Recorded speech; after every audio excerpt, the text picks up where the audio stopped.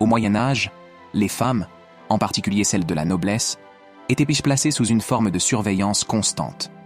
L'idée de la garde des femmes n'était pas simplement une question de protection physique, mais plutôt un moyen de garantir leur honneur et leur réputation. En effet, dans une société où l'honneur familial et les alliances étaient essentiels, les femmes étaient considérées comme les garantes de cet honneur. Ainsi, leur comportement, leur apparence et même leurs relations sociales étaient scrutées de près. Les femmes étaient souvent entourées de dames de compagnie ou de matrones chargées de veiller à leur conduite. Les pères, les maris et parfois même les seigneurs avaient pour responsabilité de garantir que la femme, qu'elle soit jeune fille ou épouse, reste fidèle aux normes sociales et morales de l'époque. La virginité, la chasteté et la fidélité étaient des valeurs primordiales, et toute déviation de ces règles pouvait avoir des conséquences dramatiques, tant sur le plan personnel que familial.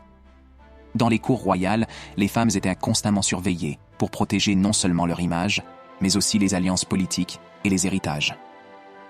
Un mariage arrangé pouvait être gâché par un simple soupçon, et la réputation d'une famille pouvait être détruite en un instant si une rumeur venait à circuler.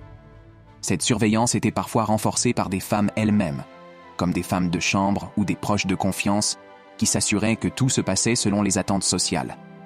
Même dans les institutions religieuses, comme les couvents, les femmes étaient également sous une forme de garde. Là, leur comportement était contrôlé par les autorités religieuses, et le vœu de chasteté et de silence n'était pas seulement une question de dévotion, mais aussi de contrôle. Les femmes étaient tenues de respecter des règles strictes, et tout écart par rapport à ces normes était sévèrement réprimé. La garde des femmes, au Moyen Âge, bien plus qu'une simple surveillance, était un reflet des normes sociales et des structures de pouvoir de l'époque. Elle incarnait une époque où la liberté des femmes était étroitement contrôlée et où leur statut dépendait largement de leur relation avec les hommes de leur famille ou de leur époux. Découvre l'histoire autrement. Abonne-toi, like et partage.